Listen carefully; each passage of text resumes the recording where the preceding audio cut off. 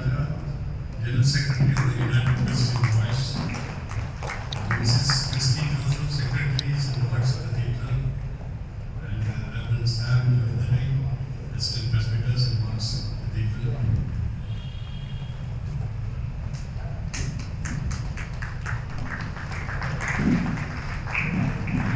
Join us in this effort. The first WTO setup, we had a set of patrons. Mr. K.J. George, who was also the minister then, he was the chief patron. Justice Michael Saldana was there, Dr. H.T. Sangliana, Mr. J.R. Lupo, former MLA, Mr. Lupos Manakarai, retired IAS officer, Mr. F.T.R. Polasso, he is also with us, he is the retired DGP and he holds the unique honor of being DGP of two different states, so DGP of Jammu and Kashmir and also Karnataka. Welcome, sir. Mr. Koshi, of course, was there, but he will come a little later. Myself, I was there. The governing body chairman was Mr. V.G. Koshi, and Secretary General was Mr. Celestine Raja, and Mr. H. Ashok was the treasurer. At that time, they lobbied with the then Chief Minister, Mr. H.D. Kumaraswamy, and we were successful in the government setting up a Christian welfare home. And we also met him separately, and finally the board was also set up. That was the first time a Christian board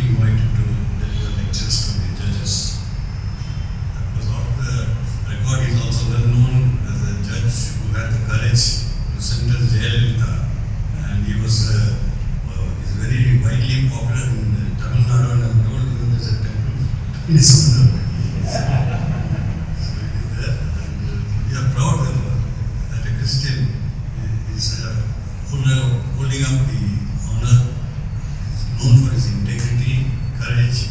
So I request Justice Cunha to please address the gathering.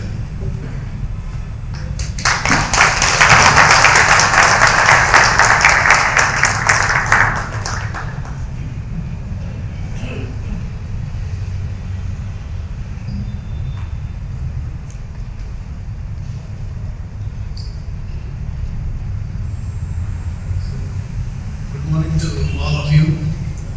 Yes, I think we are moving from UCB to UCC. That is the only difference. But the topic that what we are going to discuss is a bit sensitive. Therefore, before I begin, I want to put forward two things before you. Since the subject of the topic is a bit sensitive in the sense you will understand as we progress. My only appeal is that let us discuss the matter with open mind, objectively and dispassionately. Do not think in political terms. Do not view it in a religious or in political lens. I see here, I think almost all of you are, I think many of you may be more educated than me. I think there are scholars, there are pastors. I think every one of you may be having your own independent view on this subject. You are entitled to have it. I make myself clear that the views that I express are my own views. They are not the views of UCC. They are not the views of the church. Don't mistake them. My endeavor is only to explain and clarify the certain misunderstanding or the misconceptions surrounding this concept, the uniform civil code. Otherwise, I think each one of you are entitled to have your own view. I am not imposing my view. Only thing is that I wish that after discussion, if all of you share together, deliberate, discuss, and come to what we call it a unanimous plan of action, that is good of it. That is the only thing that I want to share with you. And with that, let me just get out to the subject. I think topic, as all of you are aware, that uniform civil code. I think most of you are going to be well acquainted with this term, uniform civil code. See, some 5 or 6 months back, our esteemed President of India, she had an occasion to refer to this uniform civil code. She was invited for a civic function, and in that civic function, she referred to this uniform civil code. I just read out, I quote her words, just mark it with carefully. What she said: "It is a matter of pride for Goa." So she says, having uniform civil code is a pride for Goa. The people here have adopted uniform civil code. Then she continues, the common civil code, which provides equal rights to women and men of all communities living in Goa, is an example of cosmopolitan culture here. The code is in line with instructions of our constitution and is a good example for the entire country. You should tell me, is there anything wrong in this statement? Yes? Yes, in our views, is there anything? I'm sure there is nothing wrong. There is nothing wrong. Only thing is that this reaction or this opinion has come at a time when nobody in the country knows what exactly is the uniform civil code. Even our own government does not know what exactly is that. Even the Law Commission of India, which is supposed to enact or given what you call the recommendation to enact the law, it does not know. You may be knowing it, it circulated a questionnaire asking the opinion of the public whether you want it and what should be its contents. Even Law Commission was not aware of it. And even the understanding of the concept, though it is said that, if you can see that in this in a speech, in 3 sentences, at one place, what the Honorable President says is that we are having a uniform civil code. In the next sentence, he says we are having a common code. Is there no difference between uniform civil code and a common code? To tell you frankly, the Goa code, what we are having was earlier it was called as Portuguese civil code. Now it is called as Goa civil code. To tell you, if you see the provisions in that code, it is not uniform at all. Because there is, I can just tell you for one example, there is one clause there which says the natives of Goa who before competent administrative authority allege and prove that they follow moral principles and practice religion incompatible with the usage and custom exclusive to their race and tribes to which the said natives belong are exempted from their customary right. So that means that code which claims to be a uniform makes exemption to a particular tribe. And if you really know, in Goa there is a particular tribe who have got a practice of marrying for the second time. If the wife is paid to deliver a child by the age of 25 years, and if she paid to deliver a male child by the age of 30, so where is the uniform code? You make an exemption to one section and call it a uniform code. That is not a code which makes exceptions and exemptions. You can't call it in the same code when it comes to the Christians. A Christian can solemnize his marriage in the civil code or the civil registry, and with no objection from the civil code or agency, he can solemnize his marriage or wedding in the church. There is option. When an option is there, can we call it a uniform civil code? It is not a uniform civil, it is a common. Just because it is made applicable to all alike, all the residents or the natives of the Goa, it does not become a uniform civil code. Do you follow it? Then what is uniform civil code? Uniform civil code means one law which is intended to be made applicable to all citizens throughout the length and breadth of the country in civil matters. I think all of you can follow English, whether should I explain it in Kannada to anybody? Yes? Does anybody, if you want me to explain, I think all of you are comfortable with English. So, uniform civil code means in matters concerning civil matters. What are civil matters? That is concerning marriage, inheritance, succession, adoption and maintenance. There should be one law which is made applicable or which is intended to be made applicable to all alike, irrespective of their caste, religion, sex or place of birth. That is intended, that is what is called as the uniform civil code. It's very easy to understand. It looks somehow confusing, what you call a big word in uniform civil code. If I explain to you a little bit of our legal system, you will understand the meaning and the significance of it. So all of you may be knowing our legal system. In our legal system, the laws that we follow are mainly divided into 2 types of laws. That is, one is public law, another one is private law. The public law means that governs the relationship between the individual and the state. Under this class of law, you have the constitutional law, administrative law, international law, tax law, which is uniformly applicable to all. That is a public law. Criminal law comes under that. If a person commits an offense, if the check is bounced, you are prosecuted under the criminal law. There is no different law for a Muslim, for a Hindu or for a Christian. All law is applicable.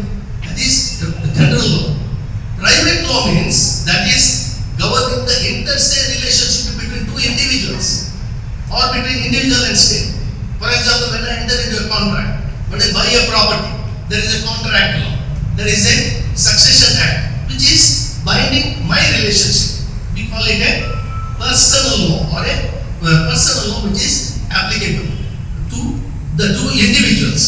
in their relationship. These laws also are generally applicable.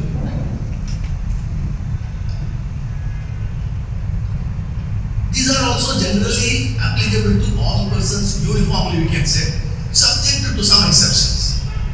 But there are certain laws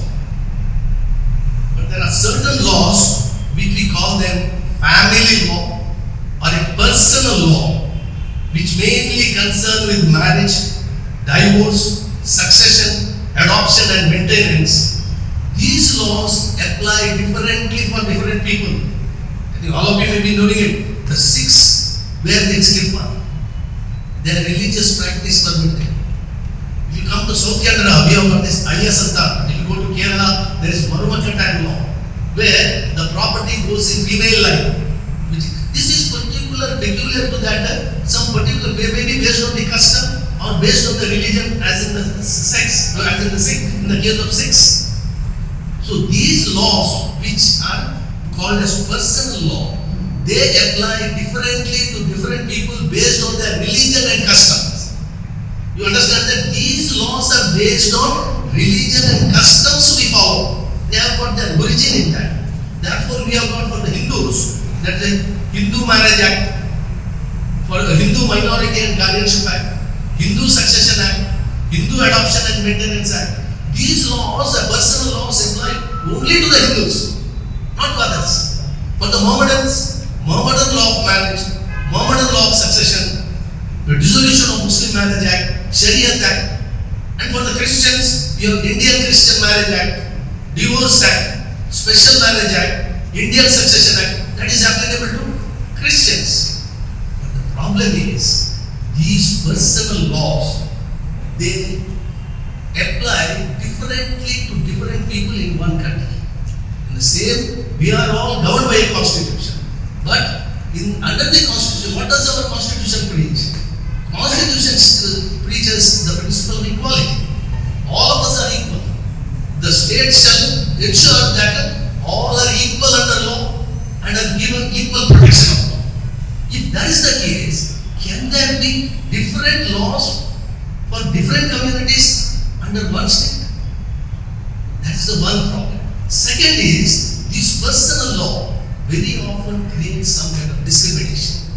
There are any number of discriminations within that, because from one religion to another, from one person to another, within that community also. For example, under the Mohammedan law, a girl can marry, or a marriageable age is the age of puberty.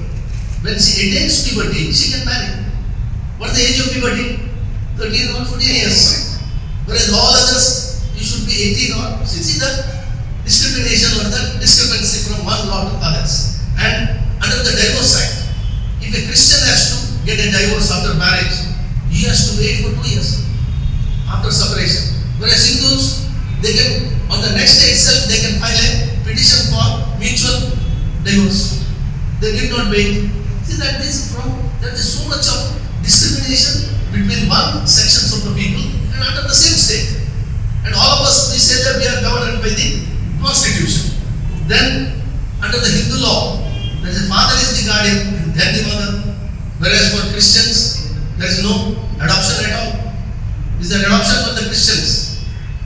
Yes, I think that anyhow that we will discuss later. In the property matters also, under the Christian law, a widow can have 1/3, whereas under the Hindu law, widow gets, of course there is a difference, it is equal to the other shares. So like that there are so many differential points or the points which make discrimination. So therefore, since all of us are governed by the constitution and these personal laws, they create so many discriminations or they operate differently from one section based on their religion, based on their custom. An effort has been made to unify all these laws and to see that one common law is enacted. That is the idea behind the uniform law. So you must understand that uniform law means because our constitution preaches equality, that must be an equal laws. So all the citizens must be governed by identical laws. Therefore, an exercise has been done and an attempt has been made to unify all these laws, to should be made applicable to all, irrespective of their caste, religion, creed or place of birth. That is the idea behind uniform civil code. Am I clear? Yes. So uniform idea code means that is uniform civil code that is intended. See, this idea of uniform civil code, don't think that this is an idea of the present government. This idea of uniform civil code was mooted by the British. So when they came here, they had to govern this country. When they see that there are so many religions, so many castes, so many differences among the people based on their customs. Each of the Muslims are following their own Mohammedan law, Hindus are following their own law. How they have to govern? So they thought of enacting a uniform law. And what they did was they appointed a commission. And this commission undertook to enact laws. It is during this relevant time that Indian Penal Code, Criminal Procedure Code, Evidence Act, Property Act, all these laws were enacted and they were made applicable to all, with maybe some exceptions or whatever it may be, made applicable to all. But when it came to personal laws, that is laws relating to marriage, laws relating to maintenance, adoption, the British did not touch it. That was a sensitive issue, maybe, or maybe because they wanted this divide and policy, whatever it may be, they did not touch it. On the other hand, what they said was, see, Lord Warren Hastings, he passed a resolution. What he said? In matters relating to inheritance, marriage, caste, and other religious usage and institutions, the laws of the Quran with respect to Mohammedans and those of Shastra with respect to Jindus means Hindus, must invariably adhere to. So far, what was just a custom or a personal law, the British gave them a color of law. They said these personal laws, so far you said that it is your personal customs, personal practices. They said that let the rules followed by the Muslims be the rules, you give them a force of law. So that is how these personal laws attain the force of law. So today now the government or whatever it may be, they come forward and say that we'll do away with all these things. Know the history. History is that these personal laws, they have their basis in the religion, in the customs, which were there from ancient times. Even the British did not change it, but gave it the shape, the power of force of law. Then an attempt was made by our Constituent Assembly. When the independence was, this one, before the independence itself, the power was to be transferred. The Constituent Assembly was formed, and that Constituent Assembly also, they wanted to have the uniform law because they knew it. We are enacting a law to cover all the people of different castes, different communities. But their attempt also met with resistance. Resistance by whom? Today people, if we see that how the trend has changed. At that time, when the Constituent Assembly, they wanted to have the uniform law, it was opposed both by Muslims and Hindus. Today it is projected as if only Muslims opposed it. It is not so. Hindus opposed it on the ground. It is an assault on Hindu civilization. Because these laws are based on their religion and customs. They said that if we bring a uniform law and treat us uniform with others, it will be an assault on Hindu civilization. And the Muslims, they also opposed it. On what ground? They said the principles of on the ground that Quran is unapproachably inviolable even in purely secular matters. They said whatever principles that are laid down in our religious texts, maybe in respect of the religious aspects, but even the secular aspects. Secular aspects means your marriage, maintenance, adoption, even in respect, if there is a precept in the religious text, they are inviolable. You cannot touch it. So there was opposition from them. So what the Constituent Assembly did, since there is so much opposition from both the sides, and by the time the constitution was adopted, India was already partitioned. And when it was partitioned, it is already under communalism based on this religion. The situation was surcharged, so they did not want to precipitate it. So they adopted a very cautious approach. They said instead of Constituent Assembly placing any of these regarding or making a law, uniform law, they said that let it be done by the future government. And therefore they passed a resolution and said that the matter that the state shall endeavor to secure for the citizens uniform civil code throughout the country of India. They passed that resolution and incorporated in the chapter called as Directive Principles. Directive Principles of State Policy. Just see the development, the family laws or the personal laws. Though the Constituent Assembly, they wanted to have a uniform code, they did not do it. They did not do it because how sensitive the issue was. There was opposition. They passed a resolution but made it into a part of the Constitution. But inserted it, incorporated it in the chapter titled as Directive Principles of State Policy. You will understand the differences because it's very important to understand now when we deliberate on the implications of it. What are the implications of placing a subject in the fundamental rights and directive principles? The subject, what we call it, because very often we hear that by enacting this uniform civil code, my right, fundamental right will be taken away. I'll come to it. Whether having a uniform civil code will affect the fundamental right. See, fundamental rights, as you may remember, we were having series of fundamental rights. These fundamental rights, if they are violated, any person, every person can go to court of law and get redressal. Therefore, we say fundamental rights are justiciable. You can get redressal in a court of law. But if any subject is placed in a directive principles, it is not justiciable. It is a direction or a guideline or a policy to the government to adopt these principles in the future governments. That means if anything is there in the chapter directive principles, for example, there in the directive principles there is a direction to pay equal pay to equal equal wages for equal work.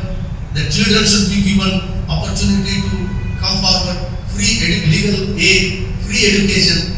See, all these are not the fundamental rights of the citizens. If the government does not do, you can't go to the court and ask seek a direction to the government to do it. Government may do it, may not do it. So now this by placing it in the directive principles, what the position is, any government, though the Constituent Assembly said all future governments shall endeavor to bring uniform civil law. By placing it in the chapter of the directive principles, the governments may do or may not do. So there was no obligation on the part of the government to enact the uniform civil code. And that's why if you see that, even after the independence, even after the adoption of the uniform civil codes, no government ventured to bring about the uniform civil code. On the other hand, what they did, they reformed the existing laws. Because as I told you, for Hindus and Mohammedans there were separate laws. But these laws worked differently from one person to another, from one community to another. There were a lot of discriminations. There was injustice, whether the sati system and all other things, everything was. So what they did not think of bringing out uniform civil code, but they reformed the existing law. And that is why if you see that all the Hindu Succession Act, Hindu Marriage Act, all these acts were reformed. Though there was a direction to bring uniform, because it is very important, I understand the thing to be kept in mind. The government, because there was no direction to the government to bring in uniform civil code. What do you want to achieve by bringing uniform civil code? You want to bring some uniformity. You want to see that these discriminations are removed. If any of the provisions are acting oppressively against the women or against any particular sections, you can reform that law. And Article 13 of the Constitution also says the same thing. If any law which is against the Constitution, you can treat it as void. You can change it. So there is ample provision to reform the law. So Uniform Civil Code is not the answer. The law itself provides, and the governments also understood that it is enough if we reform the laws. And they in fact did it. But the problem was when there was such injustice to the communities, when there was such a discrimination, the people went to the court. For example, in the first of its case, in Shah Banu's case, a Muslim lady, she was 62 years of age. Their personal law permits them to divorce. They can give talaq and can break the marriage. Personal law. As I said, it has got a force of law. It has got force of law. And under the Muhammadan law, when you pronounce a talaq, you have to give a meher, or what you call it, maintenance. That meher is just a subsistence allowance for 3 months or 6 months, just a nominal amount. And if the lady is pregnant, till she delivers the child, that has to be given. But she said that is not enough. I cannot survive. You have exercised your personal right. You give me the maintenance. She went to the court and filed a petition under 125 CRPC. See, CRPC is a general law applicable to all. Under this law, maintenance has to be given to all the citizens. So here is a lady who cannot take shelter under 125. She has to go only under the personal law. So therefore, that was denied to her. That matter went to the Supreme Court. And the Supreme Court, of course, the Supreme Court said that you can, though there is personal laws governing you, you can still take the benefit of general law. In that proceedings, the Supreme Court made an observation. It said, it is also a matter of regret that Article 44 of our Constitution, Article 44 is what the Constituent Assembly inserted in the Constitution, directing the government to bring about uniform code. Just now I read to you. So she said, it is a matter of regret that Article 44 of our Constitution has remained a dead letter. A common civil code will help, here it says, a common civil code will help the cause of national integration by removing disparate loyalties to law which have conflicting ideologies. So Supreme Court said, at least it awakened the government. The Constituent Assembly has told you, Constitution tells to bring a uniform law. See, here so many disturbances are there. Urgently you bring it up. So that is how, when the government did not do it, the court asked the government, nudged the government to do it. Then in the second case, there is a bigamy case, Sarana Mudgal's case. There a person married for the second time. That was questioned. My community allows the second marriage, but the other community does not. There is what you call discrepancy, or there is discrimination from one religion just because the personal laws permit it. And in that also Supreme Court said, one wonders how long will it take the government of the day to implement the mandate of the framers of the Constitution. It again asks the government, you do it. Then there is of course, number of cases are there. There is Saira Banu's case, the triple talaq. In that also case, the Supreme Court asked the government to go ahead with the. But I already told you what is the intent of the Constituent Assembly. It does not mean that you should have a uniform code, but the Supreme Court said there is a direction to you. You enact the uniform. It can mean that you can reform the laws also. And there is another case that is of the John Bulletin, that is among our Christians only. Because when a Christian executes a will and gives the property to a charity, he has to make that will 12 months in advance. Then he has to deposit 6 months in advance. Then only otherwise it becomes a matter. That was questioned. Why this discrimination? Ordinary general wills you make it today and tomorrow it is valid. So then the Supreme Court in that after that set aside that provision. But again the Supreme Court reminded the government to enact the UCC. Thereafter there is that Mary Roy's case.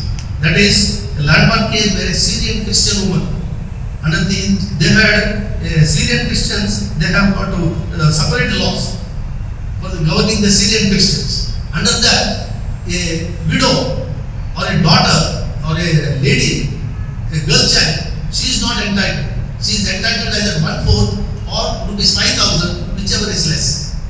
Her husband was an alcoholic. She married a Bengali, and she divorced him, stayed with the father. When father died, the brother said, "No, you are no share, because our law says you are entitled only for rupees 5,000. She went to the court, and the court set aside that law on the ground of discrimination. See, that is another idea. If the law is discriminatory, courts will set it aside, will repeal it under Article 2013. It is not that, but the Supreme Court said you enact the UCC as early as possible.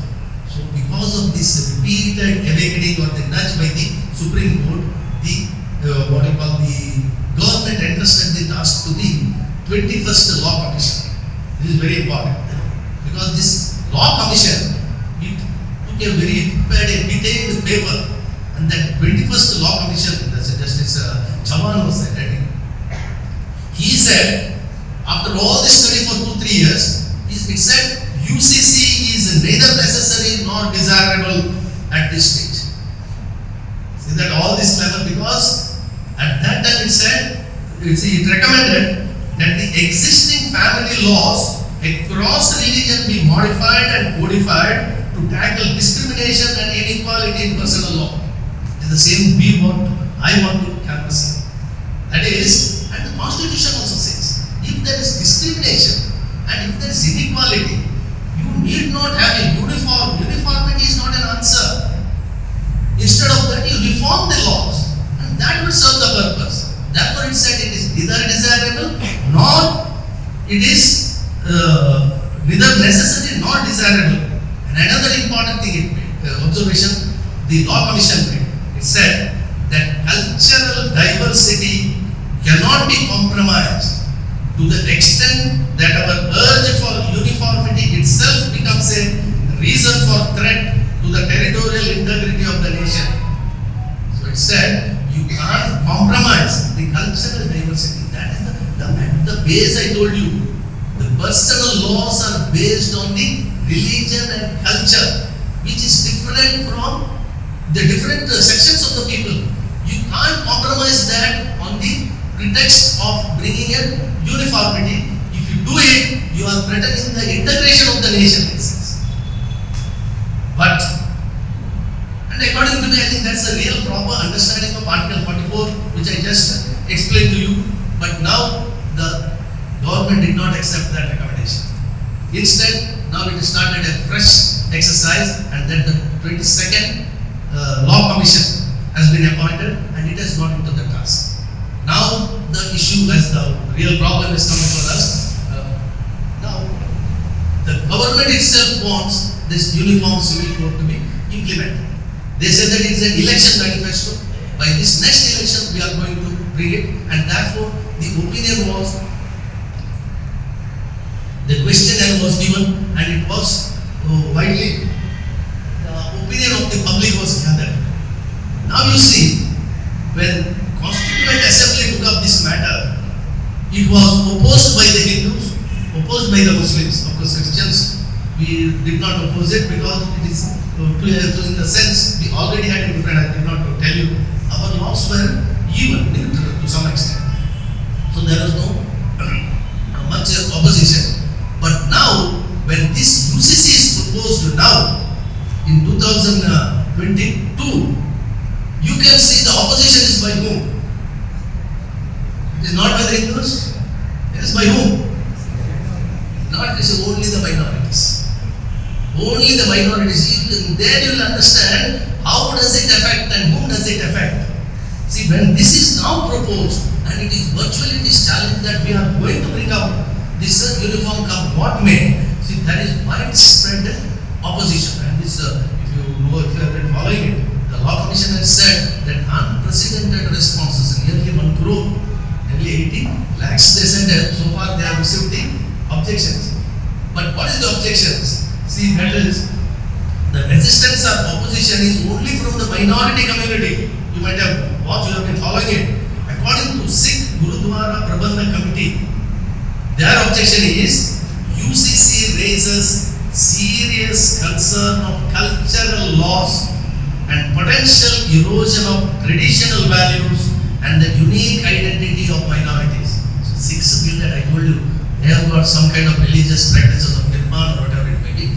Now if you treat me uniformly, one size cuts all bring together, I'll just come to it later. Then he says, it will destroy my cultural identity. It is peculiar to me as a Sikh. Muslims fear that their rights will be taken away. I'll come to it. Because whether it's a fundamental right or not, how does it affect? They say that our rights will be taken away. LGBT community, these lesbians, transgenders, they say that what uniform civil code you are bringing to me? How can the transgender you can equate with the others? They have got their own fears. They say that uniform civil code will impact their rights. People at the northeast, in the northeast, if you see that the constitution itself makes provision. Article 371 A, B, C, D. There are special provisions for the Nagaland people, Mizoram people, Manipur people. Their culture, their religious practices are entirely different. Based on that personal laws, they have the identity peculiar to them. And they say that special status given to them. People at the north and east fear that the special status given to them under Article 371 will be denied. Because if you make uniform civil law, you can't make any exemptions for them. So that is their fear. Then Mizoram, Assam, all these things. The Nagaland Baptist Church, they claim that adoption of UCC will violate the minorities and tribal people's rights and weaken the provisions of Article 371A and Article 25. They say that Article 25 is the right, fundamental right to religion. Let's come to it. Because now all arguments are that it is not a fundamental right, it is a directive principles, therefore we can change it. I just try to explain to you how, to what an extent it is a fundamental right also. I think that each one of us should understand it. Now the Muslim Personal Law Board, it says religious minorities should be kept out of UCC. Their demand is that you keep us out because we have got different identities. Then the tribal chief of Jharkhand says we cannot let our traditional system affected by the common code that is likely to be drafted. Recently, the Dalits demanded a special secular code. See the problem is it is very easy to say that we want a uniform civil code. I traced out the history. Uniform civil codes as its roots in my religion, in my culture, which is my identity. Therefore, these minorities are threatened. Majorities, they are not threatened maybe because they feel that their identity will be safeguarded. Just come to it. That is a much what is underlying, what is the base of all these things, what is prompting us to go ahead with this UCC. So therefore, what you have to understand is that enacting a UCC is not that an easy task. It's not an easy task. It will be the repercussions. How does it affect the minorities? That has been watched by each. But the justification given by the government and widespread propaganda is being carried out, saying that this uniform civil code is required to bring about equality, to see that this discrimination is removed. These rules which are adversely affecting the women, especially the Muslim women and the Hindu women whose rights are denied, who are denied their right to marriage by talaq, they are not given maintenance. All this will be remedied and a uniform equality will be brought up with the Muslim, Hindus and Christians. Therefore, they say that to bring about equality and to do away with the discrimination, there must be a uniform civil code, and they say that it is the mandate of the constitution. It is a constitutional provision. I think this argument, I would say, is totally misplaced, because if anyone knows or has understood the constitution in its true spirit, our constitution makers, even though they never thought of applying the principle of uniformity to achieve equality. I just explained it. They never thought, even remotely they said or thought of bringing about or making laws uniformly applicable, and thereby they can bring up equalities. Our constitution, because as you know, because there is a principle of equality. Equally, our constitution is not based on the principle of uniformity, rather it is founded on the ideal of plurality, diversity and composite culture. Our constitution makers always wanted to protect and safeguard this diversity. That I will explain to you. That is why it is said in one of the judgments by the Supreme Court, India represents a mosaic of humanity, because there are different cultures, different religions, different languages. You can't have one religion for all. You have one language for all. There is diversity, and Constitution makes us live it. And therefore, their endeavor, all throughout you can see, is to protect this diversity. Our land is of diverse religion, diverse culture, and therefore India represents a mosaic of humanity consisting of diverse religious, linguistic, and caste group. And this diversity is preserved by the Constitution to such a degree. In one of the cases, the Honorable Supreme Court said, the Constitution as it stands does not proceed on the melting pot theory. The Indian Constitution rather represents a salad bowl where there is homogeneity without obliteration of identity. I think it's very easy to understand. Our Constitution, if it says, it wanted every citizen of the country, it must be empowered. The individuality has to be blossomed. It is just like your identity, maybe a religious identity, cultural identity, linguistic identity. It should not be lost. It should be preserved and blossomed. It is like a salad bowl. In a salad bowl, the different items that you put in there, maybe a piece of apple, maybe a piece of cucumber, whatever it may be, it doesn't lose its identity. You can see the identity. Whereas in the melting pot, what you do it? You chop off the vegetable, put in a pot, boil it. Where do you see that? What is the beans and what is that? It's a khichdi. It has lost its identity. Our Constitution makers never intended that. So to bring about equality, they never thought of having this uniformity, or they never allowed you to lose your identity, be it religious identity, cultural identity, or religious identity. How they did it? So that is why they never allowed our identity, rather they preserved it. I'll just explain to you when I come to Article 25, how they did it, how they brought about equality. See, when the Constitution was framed, there was inequality. Today we say that we want uniform civil code to bring about equality. When the Constitution was framed also, there was inequality. There was inequality in all fronts. There was religious inequality, political inequality, social inequality, economic inequality. How they brought about equality? See, in the political field, what it is not a new subject that I am talking to you. Everyone may be knowing it. To bring about political equality, what they did? They said, one vote, one person. So he may be however high a person may be, just by giving one vote you are made equal to the other. The value of your vote and the value of the vote of the Prime Minister is one and the same. On the economic and social front, there is inequality. What they did, how they brought about the equality, they provided reservation. Reservation in employment, reservation in the education, so that you can come up to that level. You are made equal, not by making you uniform with the others. It is just like all of you are made to sing from the same hymnal. Whether all of you go to the heaven. Uniformity is not the answer. Uniformity is not the answer. So here you bring up to that level. In the religious field, there is so much of inequality. There is one dominant religion which can always subsume the other religion. That fear was that they knew it. And how they made it equal? Article 25, what they said, subject to the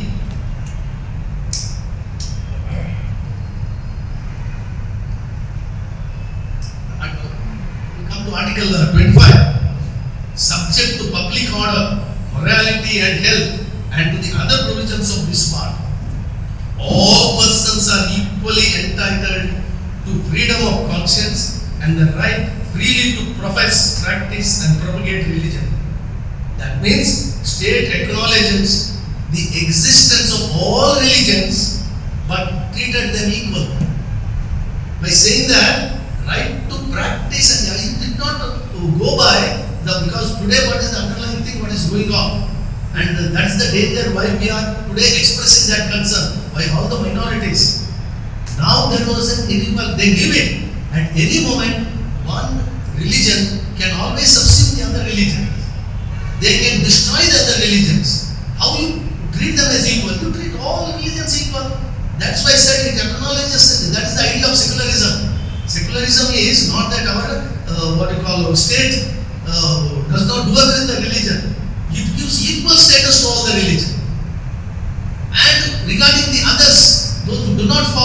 they give them protection. And that protection, because right to profess, practice, religion, right to religion means right to practice, profess, and practice. How do you propagate what is there? Then how do you, what do you call, practice? You practice is to your external behavior, your own right of worship, and that is protected. Article 29, if you say that by your own culture, which is based on your religion, that culture what is peculiar to a Christian, it may not be peculiar to, may not be as this one to a Sikh. That is protected. That's why your distinctiveness, your identity, your right to religion is protected. So that is how our constitution makers thought of bringing out the equality, not by uniformity. I think this is one thing we must understand. But now what happens is that in the guise of bringing out the uniform civil code, these protections that are given to us under section 29, article 29, article 30, article 29, it says that you have got a right to preserve your distinct culture, distinct language. Article 30, your educational right. Education right, these are the expression of my fundamental rights, which are based on my religious identity, my culture, and those are preserved. But now, if you bring out one uniform law, I think these identities which are preserved by the Constitution under Article 25, 29 and 30, they will be taken away. I think that is the main fear. I do not know whether you have understood what I am expressing. Find it difficult?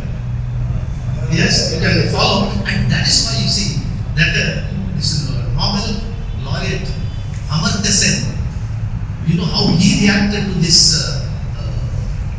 uniform civil code. His reaction, I just read out to you the reaction of the minorities section. And he said, the proposed UCC, the move to introduce UCC is a bluff linked to Hindu Rashtra. He directly said. Because the underlying principle is, he said, it is a bluff, it is a bogus thing, it is not required because our law commission had said it. In 2018 it has said it because it is not required. You reform it, it is neither desirable. He says there is something behind this. It is, what is this something behind? I think that's what we want to explain to you. It is, I think that is the one thing we should understand, each one of us, and why there is protest and why there is misgiving or misapprehension about law. Because fortunately, recently this law commission has said that they will not interfere with the religion and culture. I think if you really work at it, it's good. Work at it. But only thing is that if they do not touch this religion and culture, there is no need to have a uniform civil code at all. Because these laws, personal laws are based only on religion and culture. So to what an extent it will be, what you call materialized, we do not know. So the underlying motive now is only what we can say is with some agenda or rather a subterfuge to achieve the hidden agenda of decimating the minorities on account of some ideology. Of course, I will not develop on that. Rather, I would say that another main argument is that it does not take away your fundamental right, because as the law commission also says that it will not affect your religion, and generally the propaganda is that your right to practice is not taken away. Therefore, if the uniform civil code is enacted, how are you affected? As long as your right to religion guaranteed under Article 25 is not taken away. I think you must really understand now what exactly is this right to religion. Right to religion, Article 25, as I already read to you, it says every citizen has got a right to practice, profess and propagate. How to practice? Now, how do I practice my religion? Now, for example, in my religion, I have got a practice of baptism to introduce in the religion. To say that I have contracted a marriage under the Christian system or as per my religious right, it should be solemnized by a Christian priest.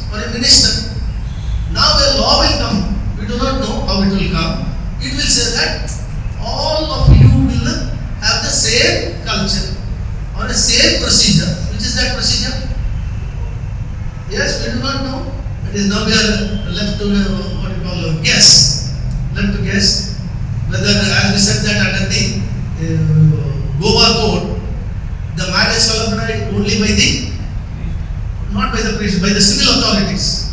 Then, with his no objection, you have to go and solemnize them. If you have to be buried, my religion says, I do not know, whatever I think the pastors may be better. We are all buried. We are not cremated or burnt. Now it will say that it is the culture of the land. Ultimately, we will come to that. Because what exactly is meant by that, how does it affect? See that right to practice, what has been given to us, right to religion, it envelops three aspects: right to practice, right to profess, and right to propagate. At the root of this Article 25, you see, is the right to preserve one's culture and one's religious identity. It is not what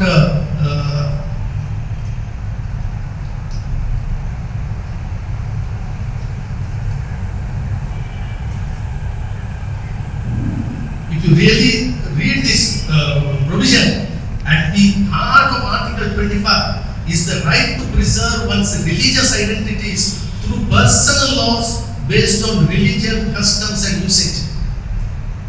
It is, I think, really easy to understand. I think recently you might have heard our what you call UK President, Mr. Cunha. He said that I am a proud Hindu. What is his identity? Is he a citizen of UK? That is his citizen, just like we are the citizens of this country. We say that we are the proud Indians. Whether he says that I am a proud Hindu, so that means he has got another identity based on religion, just like we have got an identity based on religion. Now, if a uniform law comes into effect, can you say that I am a proud Hindu, I am a proud Christian? There is a uniform law because we have got only one identity, national, nobody can deny it. Everyone will be the citizens of this India. We have got a right to practice. How do you show that I am Hindu? I have got my own different way of practicing it. I have got a different form of marriage, different way of worship, which is unlike others, and that is my identity, and that I still retain. Now, if the personal laws comes, and that is what is meant at the core of Article 25, is the right to preserve one's religious identities through customs and usage. So this is best explained by none other than Alias Nariman. He is a very renowned, he is a senior advocate. In his book, God Save the Honorable Supreme Court. I think I am stretching too far. Yes? Yes? I am comfortable. Yes. See, he explains it. Article 29, read with Article 30, provides that any sections of citizens of India residing in India or any part of the territory of India having a distinct religion, language, script or culture of their own are minorities. So who are minorities, we say? Minorities is as per the Constitution, who are having a distinct religion, distinct language, distinct culture, distinct script. These are the minorities. That's what, while giving us the right to religion, it also preserves the other distinctive features of it. Therefore, it says, the Article 29 and 30 of India, with the right that it gives us the right to preserve their religion, language, script, and culture. That's why you see that under Article 25 itself, right to practice and propagate. How do you propagate? How do you practice? By your own cultural methods, cultural practices. They are protected. Therefore, the cultural right is given to the minorities under Article 29. Now you bring about a new law. These cultural rights will vanish. These religious rights will vanish. That's why it says that Article 29 and 30 provides that in India having a distinct religion, language, script or culture of their own and minorities with the right, a fundamental right to conserve their religion, language, script and culture. One culture was anathema to our founding fathers. So he himself said that it is even he is a constitutional expert. He says one culture it was never, one language it was never intended. They wanted this diversity to be flourished, and therefore they gave a protection to the minors or to the minorities to preserve their culture, preserve their language, preserve their religion, and that cannot be tinkered with by on the guise of bringing a uniform civil code. I think it is very easy. How does it will affect it? Because now if you the law that you are going to bring in, what type of law will be having it? See, this apprehension is because we are all affiliated, we have got an identity, a national identity. Now, the underlying risk is, I'll just explain to you in that because otherwise I have to give you another 15 or 20 minutes. That is, I'll give you one case law and I'll explain to you why what political changes that have taken place over the years which have made us to be apprehensive. Today, one uniform law has been granted. Which culture will be imposed on it? Which language will be imposed on it? See, there was a case of 1996. During an election campaign, one of the candidates, he made an appeal to the voters based on religion, saying that we don't want Muslim votes. Ours is a Hindu Rashtra, so we are going to have the votes of only those who believe in the Hindu Rashtra should vote and all this. That was an appeal based on religion, as you may be knowing, under the representation of people's side. If an appeal is made based on religion, the candidature itself will be lost, will be taken up. This matter was challenged before the Supreme Court. Then the Supreme Court has to decide whether this appeal he was made, whether it is based on religion. What does the Supreme Court say? That now if you, I'll just explain to you, I think I can cut short of all other things provided you forward the link, because it takes a lot of time to explain it. In that, it explains what is the religion in respect of which an appeal was made. It says, no precise meaning can be ascribed to the term Hindu, Hindutva and Hinduism, because then an appeal was made stating that those who are, this is the land of Hindus, you vote for it. Supreme Court says, who is a Hindu, whether it is a religion. It says, what is the religion? It says, the term Hindu, Hindutva, no precise meaning can be ascribed, and no meaning in the abstract can confine it in the narrow limits of religion alone, excluding the content of Indian culture and heritage. It says, tomorrow what laws will be coming to us, so the foundation is here. It says, tomorrow what? It says, the religion means what? Hinduism means what? Hinduism, it says you can't confine it to religion, but to culture or and heritage of the people. Hinduism is related to the way of life of the people in the subcontinent. It says to call yourself a Hindu, it is the way of life of the people who are living in this continent. What is the way of life? They have got their own way of life, their own way of dressing it. That way of life is Hinduism. And next it says, the word Hindutva is used and understood as a synonym of Indianization. That is, now we are coming to it. So Hinduism means it is the way of life. It is not, you can't confine it to religion. Whatever the way of life of the people here, they are the Hindus. And that way of life itself is Indianization. So today if you say that I am an Indian, you must follow the way of life of this country. And what is the way of life? The way of life followed by the Hindus and their culture. We said that all these personal laws have got a basis in their culture. Now you see that the dimension of culture changes. Your idea is that is the danger. What the law protects is, law protects your culture. Now a meaning is given to the word culture. The culture of this nation is the culture, the way of life followed by the people in this subcontinent. Therefore, the word Hindutva, Indianization, the word Hindutva is used and understood as a synonym to Indianization. That is, what is Indianization? That is a uniform culture by obliterating the differences between all the cultures coexisting in the country.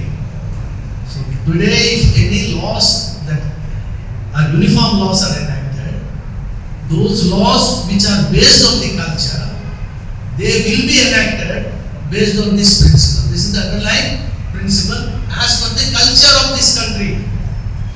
What about the culture what you have so far? That will be, it says, development of a uniform culture. You have to develop a uniform culture by obliterating the differences between all the culture existing in the country. So all other cultures which are contrary to this culture must be obliterated, destroyed. And that exactly is the attempt by bringing out the uses. It's an attempt by which you destroy all other cultures in the name of bringing out one culture, one nation, one culture, one language. And which is that culture? Going to be the culture, the way of life we follow in this continent. That is our culture. That is why there is no opposition. There is opposition only by the minorities. Because you bring out that culture. Because nowadays all these rules, personal laws are based on your religion, your culture. Now there is no culture means Hinduism means Indianness. Indianness means the way of life followed by these people. That is the culture. That will become the norm. And that is how our identity will be lost. And that is why the what you call Amartya Sen, he says all these things are underlying what you call the things that provoke all these things is there. And that is not only that. If you see that, there is one good book called as Majoritarian State. They have analyzed all these developments that have said that what I am going to explain. They put it, the pursuit of religious liberty is taking place by using the concept of equal respect for all religions as a method of attacking the religious minorities and ultimately subordinating their identities by erasing the differences of their cultural heritage. So the ultimate result is, so this is the ideology behind it. You erase the identities. As in India, our identities are based on our religion. As I told you, the PM Sunak says, I am a proud Hindu. And our identities are based on our culture. But now the attempt is, we should have one culture. And that one culture is, you should subsume, should destroy all other cultures and make it to one. And how to do it? Bringing about a law. Easiest thing is bring about a uniform law. And that is what this author says. Very beautifully he says, by ultimately subordinating their identities and erasing the differences of their cultural heritage. There is nothing. Everyone is uniform. You can't, your address itself will not be there. You can't even call yourself as an Indian because there will be uniform law in the matter of worship, in the matter of what you call your religion, your burial, whatever it may be. There will be no differences at all. Unless the law makes some exemptions. If the law makes exemptions, it is not a uniform code, I told you. If the exemptions are made and if our identities are retained, as the constitution gives us protection, it's well and good. But if it is not done, I think there is all the danger of losing the identity, the very cultural identity, linguistic identity, and even the protections that are given under the constitution. I think that is the real danger how it will affect. Of course, we are assuming now how this act will be enacted, how the code will be enacted, but the developments that are taken, underlying principle is that to have, that is the very meaning of having one religion, one culture. And how it is being implemented, you just see that how on the guise of bringing out the law, how these identities can be destroyed. I'll just tell you about this conversion laws. You might have very familiar now, we have opposed it, and of course the act is enacted, the subterm also will be enacted, you don't have voice. You see how this act is enacted? It is the same principles. It says the act is titled very euphemistically to protection of the right to religion. Protection of the right to religion. Whose religion? If you go through the provisions, if you convert from one religion to another religion, that's an offense. But if any person converts to Hindu religion, it is not an offense. It is curve of C. It is just like this. The same principle, because there the differences are identity. Because you start with the basis of the presumption that our nationality means this, our culture means Indianization is this. See, that is the underlying, because it requires some more study about it. I just given you the outlines of it. We can develop. I think as I do not know to what an extent I am able to sustain. Yes. Kannada ನೀವು ಮೊದಲು ಕೇಳಿಲ್ಲ ಅಲ್ಲ, ನಾನು ಹೇಳ್ತಿದ್ದೆ. ಹೌದು, ಆವಾಗ ನಾನು ಕೇಳಿದೆ, ಯಾರು ಕೂಡ ಪರವಾಗಿಲ್ಲ ಅಂತ ಹೇಳಿದ್ದಕ್ಕೆ. ನೋಡಿ, ಈಗ ಕ್ವೆಶನ್ಸ್ ಬಂದರೆ ಜಸ್ಟ್ ಆನ್ಸರ್. ಹೌದು, ಮತ್ತೆ ಎಲ್ಲ ಕ್ವೆಶನ್ಸ್ ಬರುವಾಗ ಈಗ ಆನ್ಸರ್ಸ್. ಅಫ್ಕೋರ್ಸ್ ನನ್ನ ಕನ್ನಡದಲ್ಲಿ ನಿಮಗೆ ಅರ್ಥ ಆಗೋ ರೀತಿಯಲ್ಲಿ ಹೇಳುವಷ್ಟು ಕನ್ನಡ ಬರ್ತದೆ, ಅದರಲ್ಲಿ ತೊಂದರೆ ಇಲ್ಲ. I think there are some more issues. I do not know to what an extent I am able to, because to congest it, otherwise this covers nearly 2 hours. Just therefore I have to just skip. The link I think you might have escaped. It takes a lot of time, but the idea is simple. These the laws, uniform civil laws means it deals with civil laws. Only 5 types of laws. They are the personal laws. That is laws based on marriage, succession, maintenance and adoption. They have got their basis. ಈ ಕಾನೂನುಗಳು, ಈ uniform civil code ಅದರ ಒಳಗೆ ಬರುವಂತದ್ದು ಕಾನೂನುಗಳು ಕೇವಲ 5 ಮಾತ್ರ civil ಕಾನೂನುಗಳು. ಈ ಕಾನೂನು ಅದಂದ್ರೆ ಮೇಂಟೆನೆನ್ಸ್, ಮ್ಯಾರೇಜ್, ಅಡಾಪ್ಷನ್, ಸಕ್ಸೆಷನ್. ಇದಕ್ಕೆ ನಾವು ಪರ್ಸನಲ್ ಲಾಸ್ ಅಂತ ಹೇಳ್ತೇವೆ. Personal loss. ಈ ಪರ್ಸನಲ್ ಲಾಸ್ ಯಾವಾಗಲೂ ಅದು ಧರ್ಮ ಮತ್ತು ಕಲ್ಚರಿನ ಆಧಾರದಲ್ಲಿ ಅವು ಬೆಳೆದು ಬಂದವು. ಬ್ರಿಟಿಷರು ಬಂದ ಕಾಲದಿಂದಲೂ ಕೂಡ ಆ ಕಾನೂನುಗಳಿಗೆ ಅವರು ನಾವು ಈ ಧರ್ಮ ಮತ್ತು ಕಲ್ಚರ್ಗಳಿಗೆ ಅವರ ಕಾನೂನಿನ ಸ್ವರೂಪ ಅವರನ್ನು ಬದಲಾಯಿಸಲಿಲ್ಲ.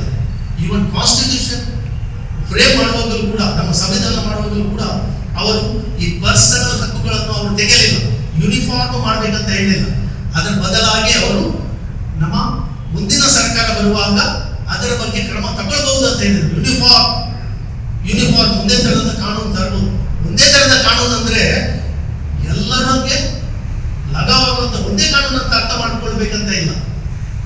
ನಾವು ಇದ್ದ ಕಾನೂನುಗಳನ್ನು ರಿಫಾರ್ಮ್ ಮಾಡಿ ಸುಧಾರಣೆ ಮಾಡಿಕೊಂಡು ಅದರಲ್ಲಿ ಇದ್ದಂತಹ ಚ್ಯುತಿ ಬರುವಂತಹ ವಸ್ತುಗಳಿದ್ರೆ ಅಥವಾ ಯಾವುದಾದರೂ ಅನ್ಯಾಯ ಮಾಡುವಂತಹ ವಸ್ತುಗಳಿದ್ರೆ ಅದನ್ನು ನಾವು ತಿದ್ದುಪಡಿ ಮಾಡಬಹುದು. ಹೊಸ ಕಾನೂನು ತರಬೇಕಂತ. ಈಗ ಹೊಸ ಕಾನೂನು ತರಬೇಕಂತ ಉದ್ದೇಶ ಏನಂತ ಹೇಳಿದ್ರೆ, ನಮಗೆ ಏನೋ ಒಂದು ಅದರ ಅಡಿಯಲ್ಲಿ ನಿಮ್ಮ ಕಲ್ಚರಲ್ ಡಿಫರೆನ್ಸಸ್ ಅನ್ನು ಐಡೆಂಟಿಟಿ ಅದನ್ನು ತೆಗೆದು ನಿಮಗೆ ಸಂವಿಧಾನಾತ್ಮಕವಾಗಿ ಕೊಟ್ಟಂತಹ ಕೆಲವು ಹಕ್ಕುಗಳು, ರಿಲಿಜಿಯಸ್ ಹಕ್ಕು ಮತ್ತು ಧಾರ್ಮಿಕ ಹಕ್ಕು ಮತ್ತು ಕಲ್ಚರಲ್ ಹಕ್ಕುಗಳು, ಅದನ್ನು ತೆಗೆಯುವಂತಹ ಒಂದು ಪ್ರಯತ್ನ ಆಗಬಹುದು. ಯಾಕಂತ ಹೇಳಿದ್ರೆ ನಮ್ಮ ಮುಂದಿನ ಈ ಮೊದಲಿನ ಎಕ್ಸ್ಪೀರಿಯನ್ಸ್ ಕೂಡ ನಮಗೆ ಅದೇ ಹೇಳ್ಕೊಡ್ತದೆ. ಮತ್ತೆ ವ್ಯಾಖ್ಯಾನಕಾರರ ಅವರ ಅಭಿಪ್ರಾಯ ಕೂಡ ಅದೇ ಇದೆ. ಯಾಕಂತ ಹೇಳಿದ್ರೆ ಇವರು ಈ ಆಕ್ಟ್ ಅಲ್ಲಿ ಅವರು ಹೇಳುದು, the vision of secularism within the discourse of the Hindu right comes to equal secularism in the Hindu state. Religious minorities are to be treated the same as Hindu majority. So that is of course there are so many. ಈಗ ನಿಮ್ಮನ್ನು ಕೂಡ you will be treated just like uniformly with the other ಅಂತ ಹೇಳಿದ್ರೆ ನಮ್ಮ ಮೇಲಿಂದ ಪ್ರೀತಿಯ ಮೇಲೆ ಅಲ್ಲ. ಅದು ಮುಸ್ಲಿಮರಿಗೆ ಅವರ ಹೆಣ್ಮಕ್ಕಳಿಗೆ ಅನ್ಯಾಯ ಆಗ್ತದೆ ಅಂದ್ರೆ ಅವರ ಪ್ರೀತಿಯ ಮೇಲೆ ಅಲ್ಲ. ಈಗ ಎಲ್ಲರೂ ಒಂದೇ ತರ ಆದ್ರೆ ವಿಚ್ ಇಸ್ ದಟ್ ಒಂದೇ ರಿಲಿಜನ್, ವಿಚ್ ಇಸ್ ದಟ್ ಒಂದೇ culture, which is that we do not know. And that is going to be this the religion of the majority, because that is the way of life. ಹೊಸ ಕಾನೂನು ಬಂದ್ರೆ ಎಷ್ಟೇ ಇರ್ಬೋದು, ನಿಮ್ಮ ಮದುವೆಗಳೆಲ್ಲ ನಮ್ಮ ಭಾರತೀಯ ಸಂಪ್ರದಾಯ ಪ್ರಕಾರ ನಡೆಯಬೇಕು. ಭಾರತೀಯ ಸಂಪ್ರದಾಯ ಪ್ರಕಾರ ಯಾವುದು? ಈಗ ಕೋರ್ಟ್ ಮೊದಲೇ ಹೇಳಿದೆ. ಈಗ ಈ ಕೋರ್ಟ್ ಹೇಳಿದ್ದೇ ಕೂಡ ನಮ್ಮ ಪೊಲಿಟಿಕಲ್ ಐಡಿಯಾಲಜಿ ಕೂಡ ಅದೇ. That is the way of life of the people of this. That is Indianisation. And how you bring about, you obliterate it, destroy all other cultures and bring about this one culture. So all this will lead and direct to that. That is the apprehension and fear, and therefore all the minorities have raised their objection in that line. So that is how it will affect us. I think that we should keep in mind. What is the way out? Of course, the number is very less. We can raise voice, but we must be aware of it. What we can do. In a democracy, you must know that nothing we cannot do. That you must know. The situation today and the situation tomorrow may not be the same, but we must be aware of it. Where does this new programs or whatever the views that will lead to us? Then we have to think about the action. We can challenge it in a court of law. We can be prepared for it. It is not that we take it lying down. We raise our voice, raise our protest. That's why we said when the proposal was there, maximum number of objections were sent. I think those things, but the awareness is first. So how it will affect? It will affect our fundamental right. It will affect our cultural identity, religious identity. Whereas the same Indian one who goes to the UK president still he retains his identity. Tomorrow you will not be able to say that with pride that I belong, because there is nothing, no basis at all. There will not be a single document by which a person will be classified again as a Christian, Muslims or nothing. All are equal. But our constitution did not say that. But it is a diverse, your diversity is preserved, protection is given. That protection you cannot take away by enacting a law. That's all the emphasis.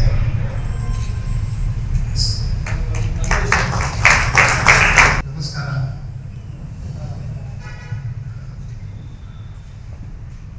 I am glad that Justice Cunha was able to comment extensively and comprehensively. Now we are going to crucify him. But only you can deal with the off-ball, the low balls and everything, because you seem to have become an authority. I will request maybe only 5 questions, and I will request let them answer any number of questions. We will send one mic down. Mic is there. So the procedure is very simple. Since we have only about 15 minutes, I will suggest 5 or 7 questions. You have to stand up and please keep your questions in either Kannada or English, but very, very brief, maybe 40 seconds. Please don't give any speeches. Yes. And Mike?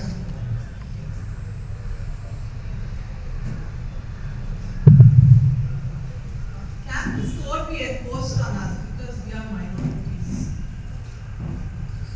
See, when the law is passed, and it is applicable to all, there is nothing called to enforce, because before passing the law, all these things will be taken care of, should be taken care of, and there is no question of enforcement. When the law is passed, it is uniformly applicable to all. Therefore, before passing the law, now the objections have been called for. Yes. As long as this caste system exists in Hinduism, how uniform court can be? No, that's what I told you. See, there is any discrimination based on caste, that law can't be reformed. By bringing out the uniformity, you can't raise, face this caste. That is what Article 13 says. Any law which is opposed to the constitutional principles is void. Now, because this caste practices were there in Hindu law, what they did, they reformed that law. They did not bring it together to uniform with the other laws. They reformed it in 1956. All those things are now, for example, let us say in the Muslim law, now the 3 marriages, if they are not approved, of course they will oppose it. If it is against the constitutional provisions, Supreme Court can strike down that law. Under Article 13, it can strike down the law. Government can reform that law. Of course, they have to take them into confidence. Therefore, the Constituent Assembly also said, I did not read out all these things, saying that when the future governments enact the uniform civil law, it must take into confidence all the persons after consultation, it said. So that it does not mean that a uniform, by bringing out the uniformity, how you can take away the caste system? You cannot by bringing the law. That's why I said, you read from an hymnal, all read it, all will not go to heaven. This caste will not disappear. I think that's the idea what we want to get. And that is what the law commission, 21st law commission also said, that you reform the existing laws. Do not bring in an uniformity. Uniformity is the death of the diversity. Yes. I have a question. You know, I'm an admin. Yes. So, in Article 366, we were given the representation in the government. Yes. And that has been taken away. Yes. It was not taken with any bill passed or anything, just by, I don't know what law they used. Yes. So that is also like a discrimination to our community. And our community stands with the national community. Mostly our students are Muslims. And therefore, there must be something that we can do about that. I think the easiest example is the Article 317 of the Jammu and Kashmir. How it is taken up. So it is the same thing it is. But the only thing is that the constitutional rights that are given, if they are not taken up, if they are taken away without following the procedure contemplated under the law, it will be challenged. Therefore, in the matter, I think we have followed the the discussion that was going on in the Supreme Court. Supreme Court also has said that the procedure that they adopted is not correct. But ultimately, what the decision it will take, we do not know. It will be challenged. That's why what we said is that our rights, the fundamental rights that are given are guaranteed. Now you see the mischief that constitution is not amended. So that means you are given an impression that your rights are intact, but ultimately you are the losers in this way. There is a diluted evidence because your ground is, we think that is a firm ground, but from underneath your ground is that thinking is scooped away. That is being done. That's why all of us are given impression. I bring about equality. How to bring about equality? What I told you, what the constitution says not about. By uniformity and equality be brought up. That's not my endeavor. Because in short, Sir, you started with conversion, but by the time somebody asked him to speak in Kannada, so he discontinued. Will you please continue with regarding conversion? no, regarding the conversion, just to give an example, because that see, if you want, if you are straightforward, if you bring it without any agenda, if the law is intended. So here, if you see that the law is brought to the on the face of it, how does it look? As if that the law is brought to protect the right to religion. It is as per the constitution. Therefore, the Supreme Court has not said it. The Supreme Court has upheld it because right to religion is not taken up. What they say is that forcible conversion is taken up. But if you read how does that act works, in the working of that act, that is one provision which says if you convert from one religion to another, that is conversion. You are answering. But if you convert to Hindu religion, that is, how can that be? Now same thing will happen here also.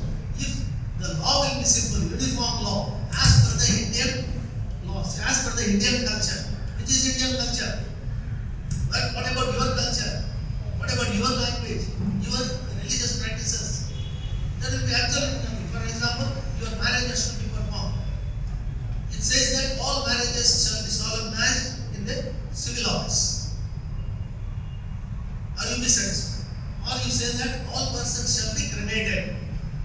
You want your religious practices because these practices have not a roots in the, that's what I said, at the heart of Article 25 is the religious practices. My religious practices, I do not know because tomorrow I will be resurrected, therefore I am buried. I do not know if I am burnt. But that is my religious practices. It has got some sanctions. Muslims have got their own religious practices. They say that it has got a sanction under the Quran. You can't take it away and say that uniformly you do it. That's why this opposition. And for us on our part, otherwise if you see that the existing laws, as it is, they do not affect us. Generally because we were not the natives of India. When the British came, then only our people got converted.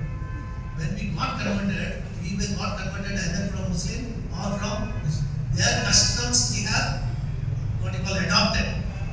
And therefore, they enacted the laws, the general laws that are made applicable to Christians. The Indian Succession Act, if you see, that is applicable to us. It is also applicable to Hindus also.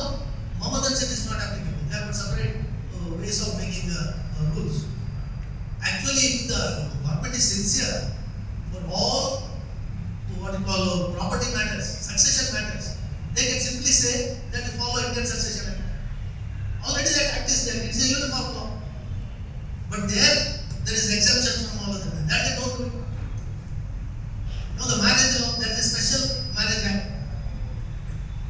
Special marriage act is just like you can marry in the registration office, which is anybody can make a law. Such laws are there.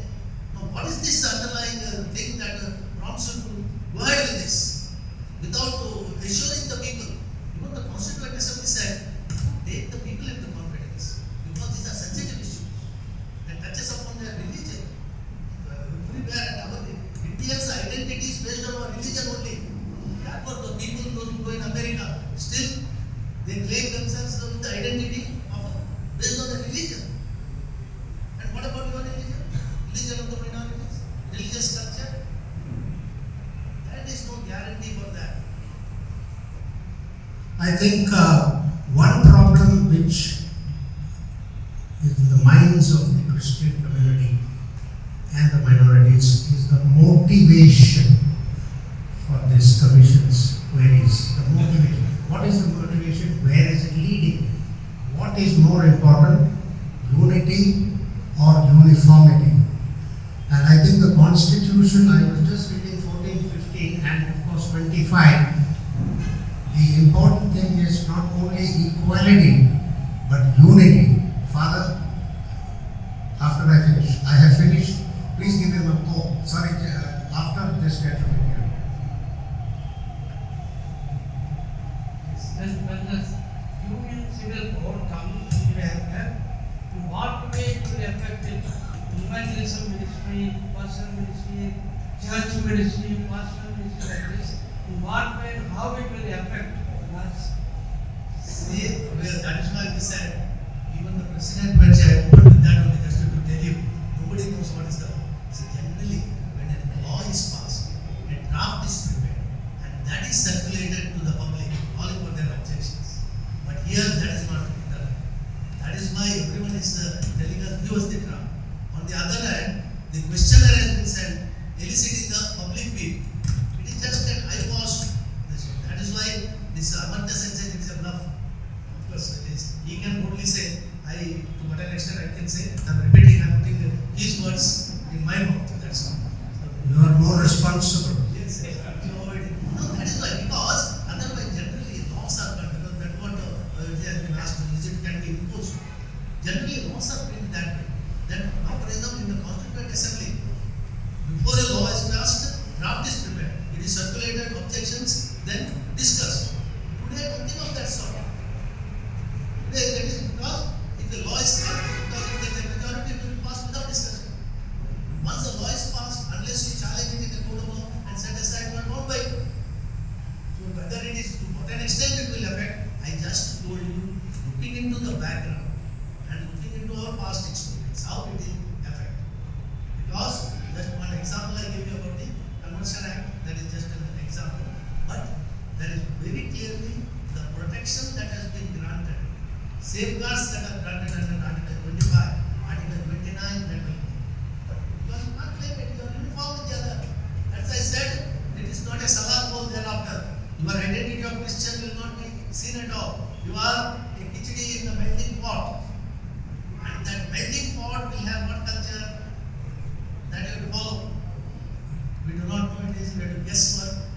That is why it is a difficult subject to say that. But it's certainly good. Now, for example, they will say that your right to worship.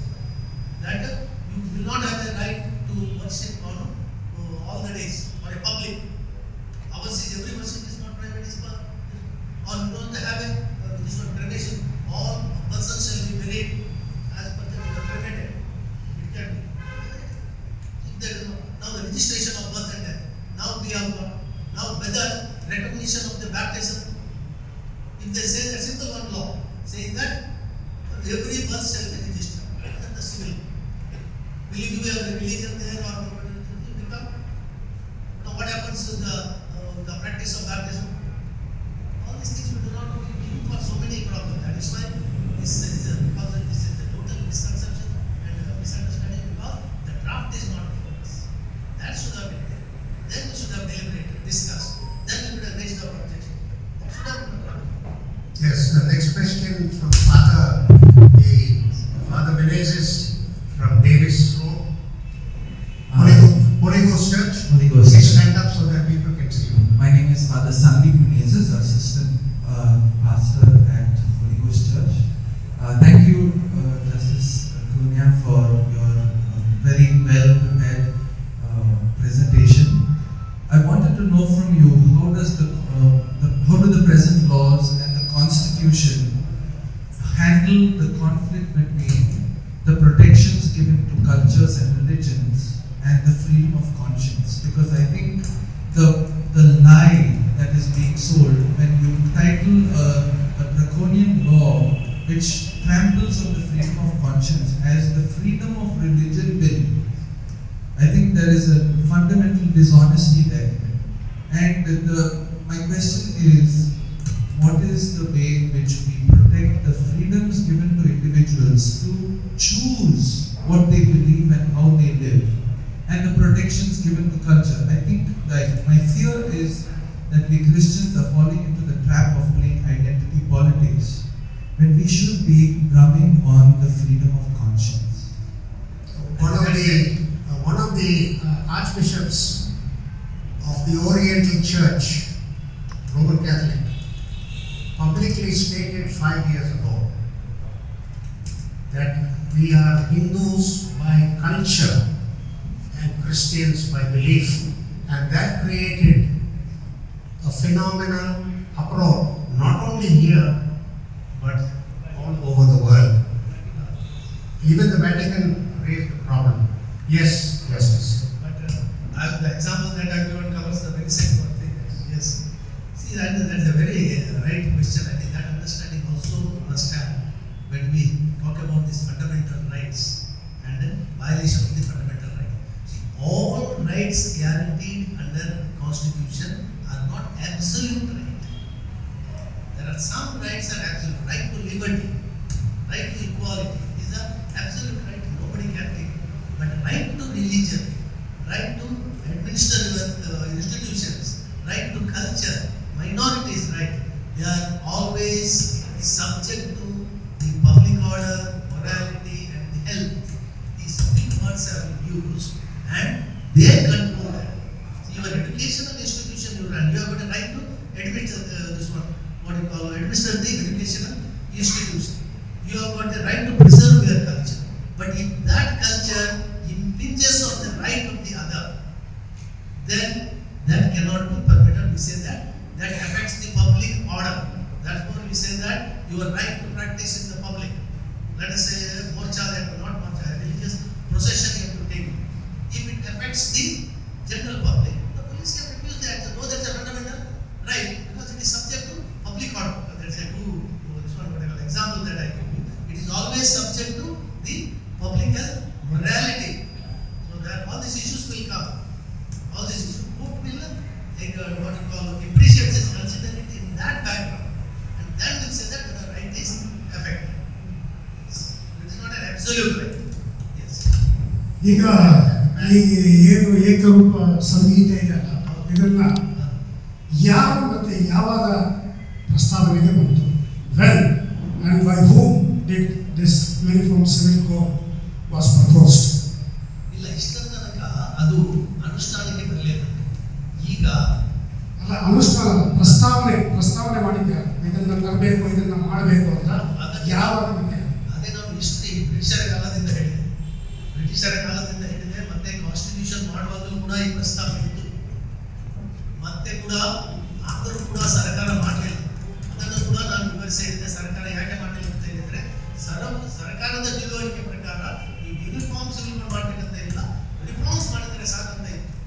ಆದರೆ court ಪದೇ ಹೇಳಿಕೊಟ್ಟಿತ್ತು, ನೋಡಿ article 44 ಅಲ್ಲಿ ಇದೆ, ನೀವು uniform civil code ತನ್ನಿ ಅಂತ ಹೇಳಿ. ನೀವು ಅದು ತಂದರೆ ಇಂಥದ್ದೆಲ್ಲ ದೃಷ್ಟಾಂತಕ್ಕೆ ಅವಕಾಶ ಇರುವುದಿಲ್ಲ. ಯಾಕಂತ ಹೇಳಿದ್ರೆ ಈ ಹೆಣ್ಮಕ್ಕಳಿಗೆ ತೊಂದರೆ ಆಗ್ತದೆ, ಶೆಡ್ಯೂಲ್ ಕಾಸ್ಟ್ ಅವರಿಗೆ ತೊಂದರೆ ಆಗ್ತದೆ, ನಿಮ್ನ ವರ್ಗದವರಿಗೆ ತೊಂದರೆ ಆಗ್ತದೆ. ಆದ್ದರಿಂದ ಆದಷ್ಟು ಬೇಗ ಎಲ್ಲರಿಗೂ ಅನ್ವಯವಾಗುವಂತ ಒಂದು ಕಾನೂನು ತನ್ನಿ ಅಂತ ಹೇಳಿ ಅದರ ನಂತರ ಸರ್ಕಾರ ಎಚ್ಚೆತ್ತಿದೆ. ಅದರ ನಂತರ ಈ ಕಮಿಷನ್ ಅದರ ಮೊದಲು ಕೂಡ 68ರಲ್ಲಿ ಕೂಡ ಪ್ರಯೋಗ ಆಗಿತ್ತು ಸ್ವಲ್ಪ ಮಟ್ಟಿಗೆ. But 21 there was a serious this one attack. ಆವಾಗ that commission has conducted more than 200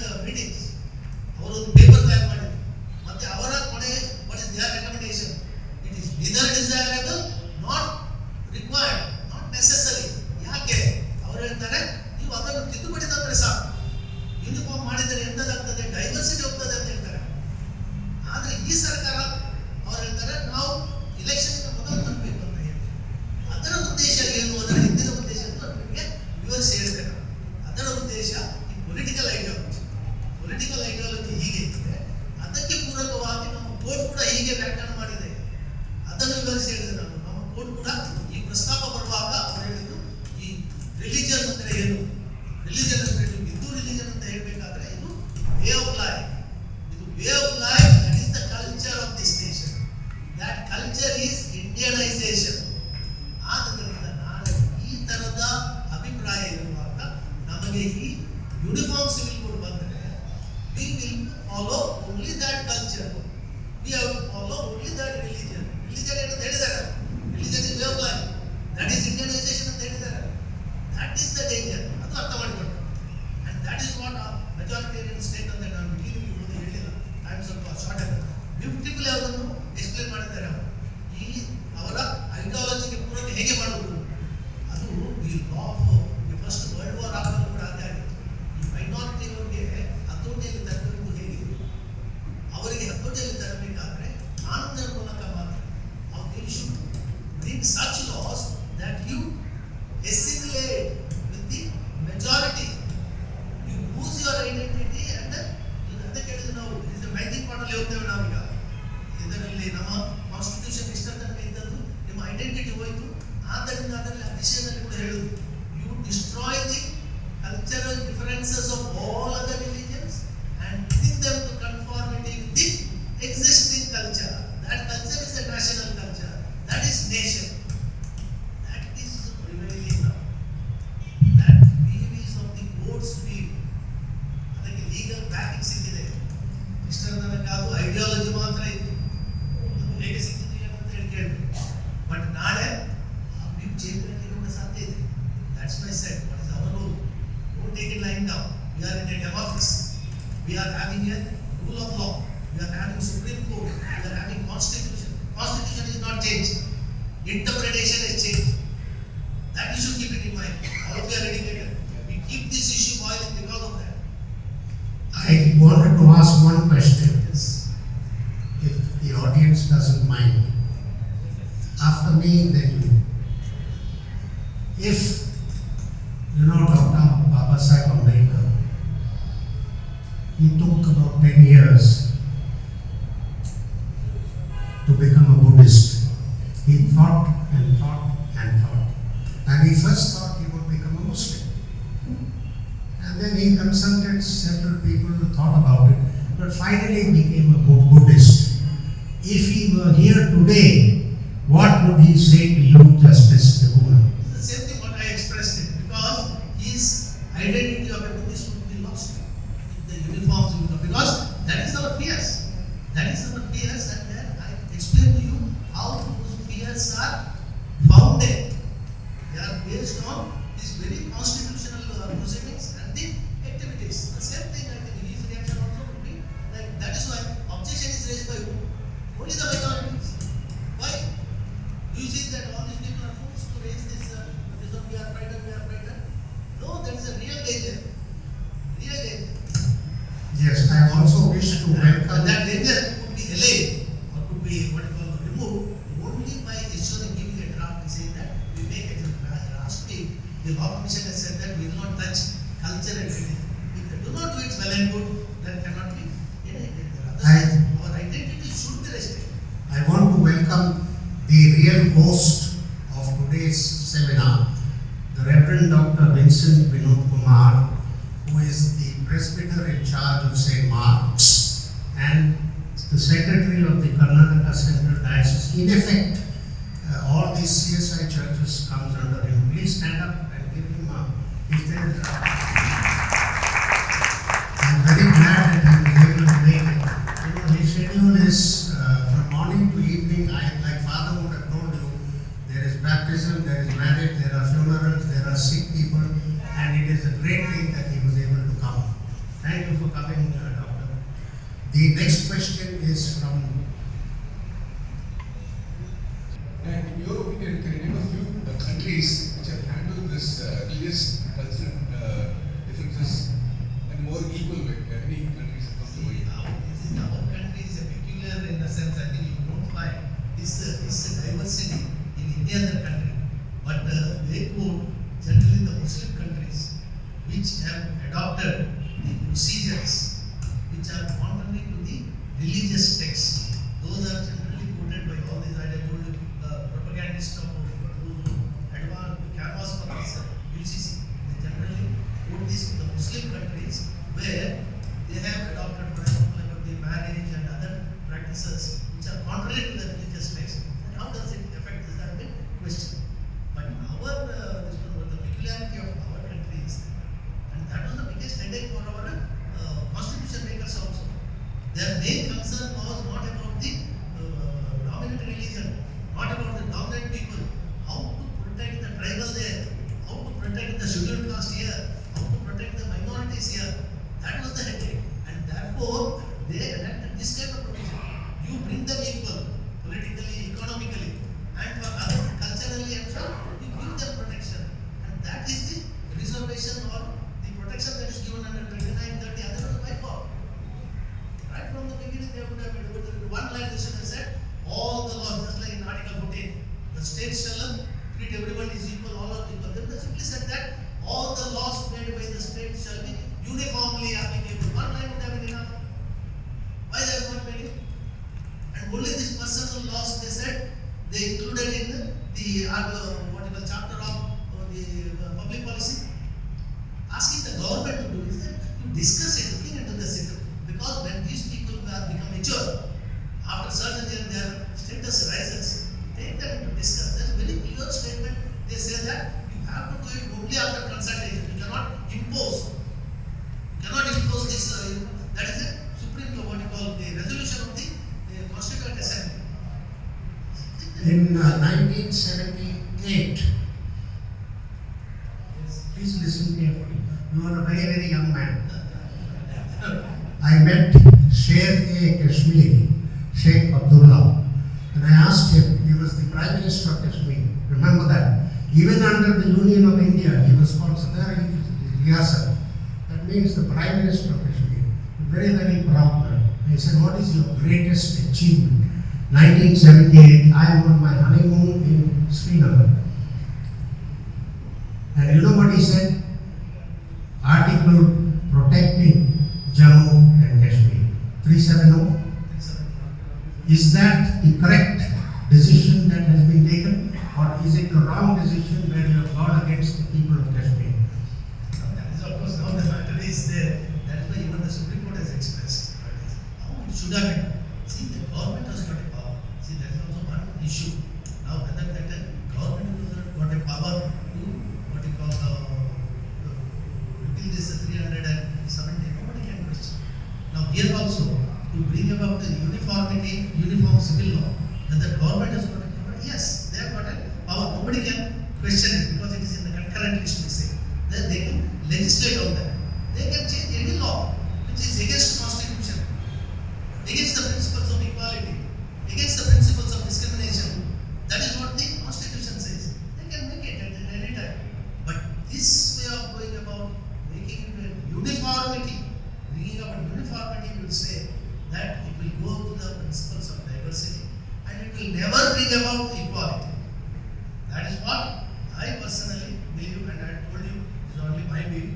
Don't think that is anybody's view. You can also interpret it in a different way. And people, if we hear these lectures or this WhatsApp discussion, each one is good. Some base their argument entirely on equality and discrimination. If these evils of discrimination to the women has to be removed, they say the only solution, only answer is uniform civil code. If that is the case, I think so many laws there would not have been rape also, there would not have been murder. There is a law, is it? Which prohibits it. So that is not an answer at all. Yes. I got a discreet message from the United Christian Voice and Mr. Ecumenical that lunch is ready. And I believe that if you are all hungry, you will get downstairs. And if you want to meet Justice Cunha here, there are no tickets, there is no charge, there is no fee. I request you to stay for a few minutes somewhere here and you can discuss. So one question. So one question. So I just want to know, how can we go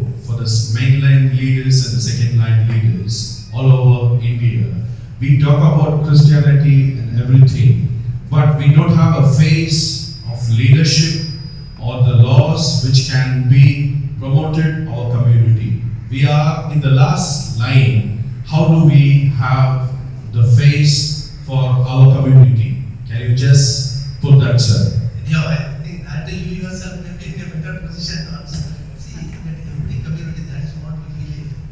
The leaders, they really lead. Now this Muslim personal law code, whatever may be their stand, they take a stand. But our religious leaders do not take a stand. That is why in such meetings, what we were having it, I'm just sharing with you because you are leaders in your own right. Your own right. I think the leaders should take a stand in such issues. Because that helps. Because if there are 100 leaders here, and most of you are part of the pastors, as I have my own views, you are having your own views. If each one think that this is the best plan of action, that may not be suitable to all. Therefore, in any such gathering, in any community, all such decisions are, it is always in the interest of the fraternity or the community, are taken by the head. They should have invited the people from all sections and take how we should proceed. Are we to accept this hands down or are we to show our protest? If we have to register the protest, because in 100 ways, in 100 people talk in 100 language or 100 tongues, that will not carry, they will take benefit. It should be always by the one, and that is our Christian community is rooted for that. I think one edict from Rome or one from the bishop made all the difference. All of us followed suit. Today I think that is not being done. On the other hand, the religious leaders themselves take it different. That is unfortunate, I would say. So therefore, since you have asked, the only thing is that instead of each one voicing a different, each one think that I am a pastor, because your approach that may not be acceptable, may not be helpful to the entire community. It may be for your immediate what you call neighborhood, it may help you. So therefore, it is always better to have a concerted meeting of all, take a unified decision, a consensus or a unanimous decision. Then I would say that in such situations, to guide the laity, to guide the people, always there must be a statement. Our people do not take it because these are, I told you, the sensitive, politically sensitive situation. Tomorrow, the boomerang politically, therefore you advise a very cautious thing. But I think without into it, I think we should make our, as I told you, 6 variants. Everyone has expressed their stand. Where is our stand? Nobody has taken a stand. I have got, that's why I said, I have got my views. That need not be your views. The same views we canvassed in Bangalore. Some of the ideas that we proposed, I proposed 4 or 6, but there was objections. We modified them. See, that is our mission. That is a democratic way of doing it. Then we send it to the law commission, the objections of the Bangalore diocese views. It should be done that way. Tomorrow, see whether you do work in this way in such situations, you cannot sit on the what you call fence. Even our God doesn't, I think, appreciates this person sitting on the fence. You take either you go to hell or the heaven. Either it is sitting on the fence. We are voted only for that. We are voted only for sitting on the fence. That's what we should do. And I would encourage that the religious sects, especially, in doing that, so that we avoid having a different voices, conflicting opinions. Conflicting opinion, let it come among us in the discussion. Take a fair decision. I think we have to do that. Small community of passes. See how their presence is felt. Is not our number more than that? See, we may not be able to make a difference. You may not be a force to reckon with, we admit, but your voice can be felt. It can be made today or tomorrow. It will be have some result. At least the person who takes the decision at least know that some dissent has been raised.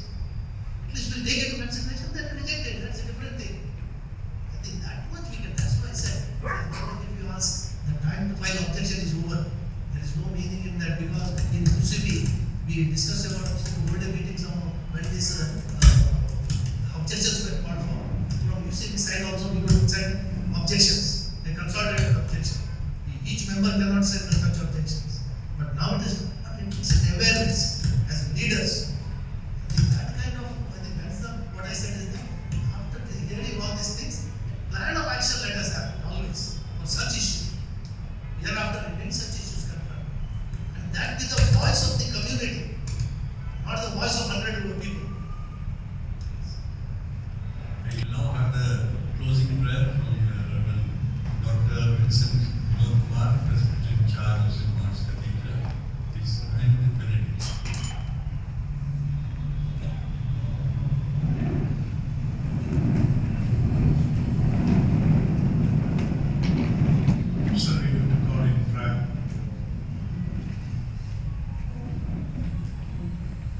Gracious God, our loving Heavenly Father, with hearts full of gratitude, sincere praise and adoration, we come before thy throne of grace, thanking you and praising you for gathering us in this manner and for granting us thy abiding presence.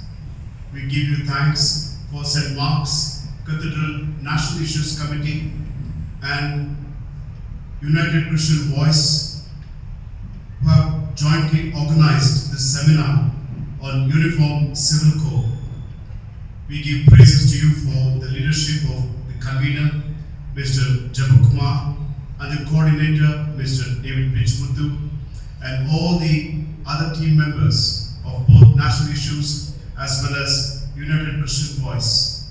Lord, we thank you for their services. We thank you, Lord, for their meticulous planning and execution. We invoke your blessings upon our chief guest, Justice John Michael Cunha. Lord, we thank you for blessing us with this great personality. Lord, we thank you that you gave us an opportunity to interact with him.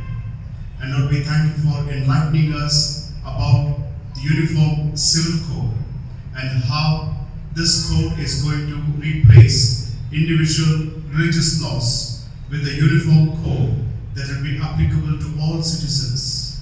Lord, we thank you for enlightening us about how this is going to affect the cultural fabric of our country and impinge upon our religious freedom. Motivate us, Lord, through a vision of your world as your love would have it. A world where the weak are protected and none go hungry or poor.